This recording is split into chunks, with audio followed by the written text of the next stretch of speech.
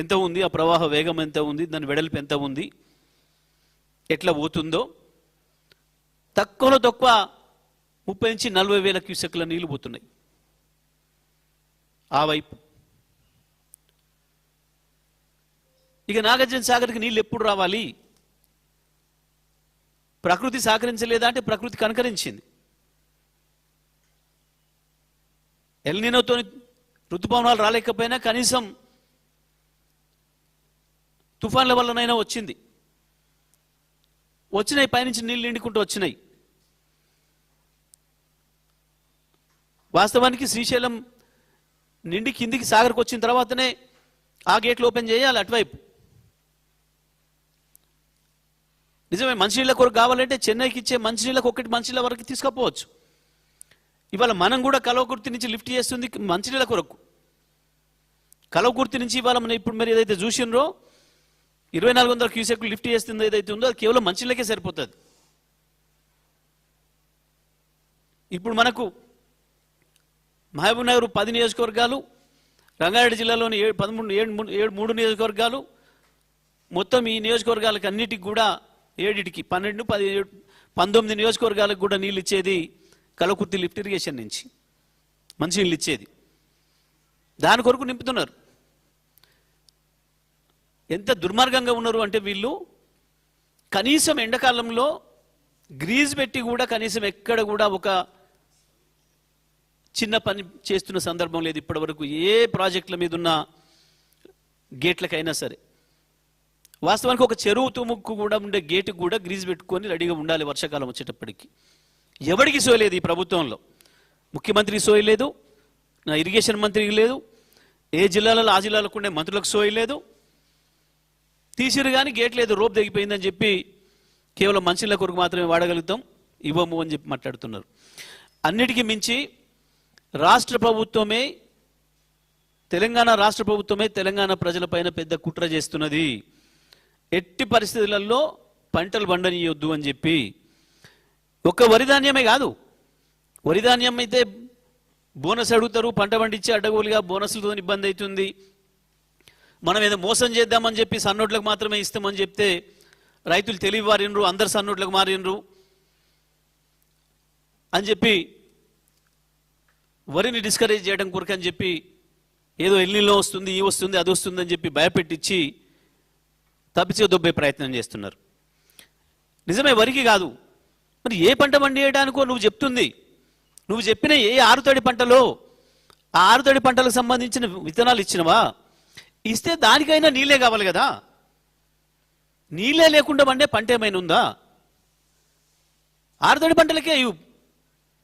ఆరుతడి పంటకు వారానికి ఒకసారి ఇస్తారు నీళ్లు, వారం ఇస్తారు, వారం బంద్ పెడతారు. చెల్ల ఇవ్వు, ఆ రకంగానే ఇవ్వు. మొత్తం తెలంగాణలో ఉన్న అన్ని లిఫ్ట్లు ప్రారంభం చేయి. నాగార్జున సాగర్కు కూడా నీళ్ళు వచ్చేంత వరకు పోతిరెడ్డిపాటి నడపొద్దు అని చెప్పి డిమాండ్ చేయి. అదేవిధంగా గోదావరి పైన కూడా ఎంత సిగ్గు లేకుండా అబద్ధాలు ఆడినరు. ఆంధ్రప్రదేశ్ కుట్ర చేస్తుంది, చంద్రబాబు నాయుడు దుర్మార్గమైన కుట్ర చేస్తున్నాడు.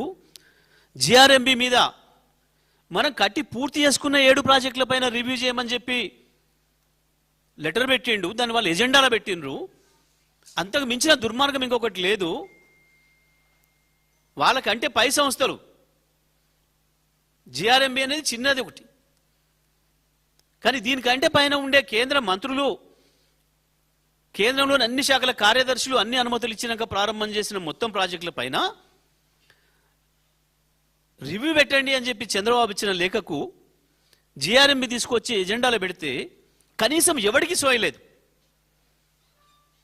ముఖ్యమంత్రి, ఇరిగేషన్ మంత్రులకు ఆ తీరిక లేదు, ఆ సోయి లేదు, ఆ జిల్లాల మంత్రులకు సోయి లేదు. మేము మాట్లాడితే ఎదురుదాడి చేశారు. బీజేపీలో ఉన్న కొంతమంది ఎంపీలను కొనుక్కొని వాళ్ళతో పెట్టించారు. నిన్న మొదటిసారిగా కేటీఆర్ గారు వార్నింగ్ ఇచ్చిన తర్వాత ఇరిగేషన్ ఈఎన్సీతో లెటర్ పెట్టించారు. మాట్లాడాలి. ఇప్పుడు ఏమంటాడో బీజేపీ నుంచి డబ్బా కొట్టే ఎంపీలు,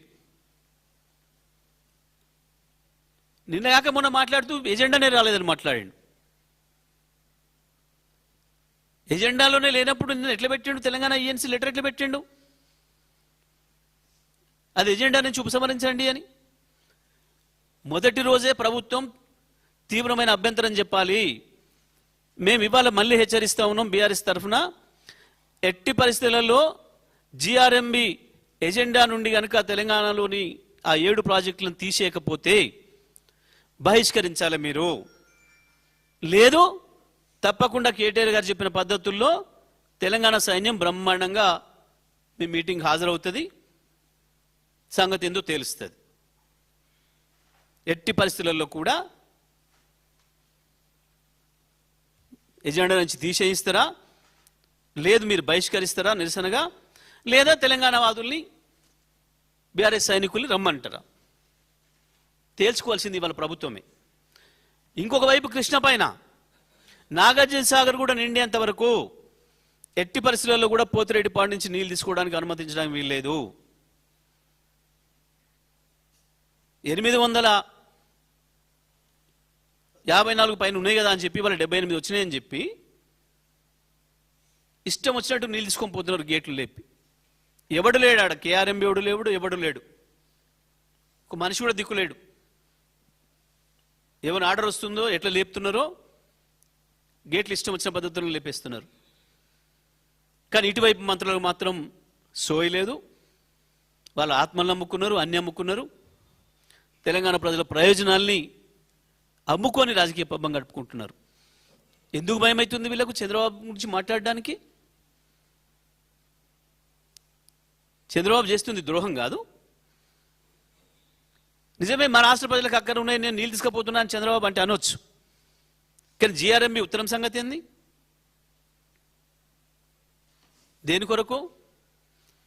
తెలంగాణ ప్రజలకు ఇప్పటికి కూడా అర్థం కావాలి. తెలంగాణ మేధావులు, తెలంగాణ విద్యావంతులు, తెలంగాణ రైతాంగం, తెలంగాణ యువత అందరూ కూడా అర్థం చేసుకోవాల్సింది, కాళేశ్వరాన్ని మేము మొదటి నుంచి చెప్తున్నట్టు కాళేశ్వరాన్ని పండబెట్టింది కేవలం చంద్రబాబు కొరకే, రేవంత్ రెడ్డి. ఇవాళ దాని ఫలితంగానే మొత్తానికి మొత్తం కృష్ణ పైన కట్టిన, గోదావరి పైన కట్టిన 7 ప్రాజెక్టులను కూడా అనుమతుల పైన రివ్యూ చేయమని చెప్పి అడిగే ధైర్యం వచ్చింది చంద్రబాబుకు. మీరు లొంగిపోయి కుక్కలాగా బతుకుతున్నారు కాబట్టి ఆయన దగ్గర ఆ ధైర్యం వచ్చింది. మరొక వైపు నాగార్జున సాగర్కు నీళ్లు రాకుండానే దౌర్జన్యంగా పోతిరెడ్డిపాడు గేట్లెత్తి నీళ్లు తీసుకుపోతున్నారు.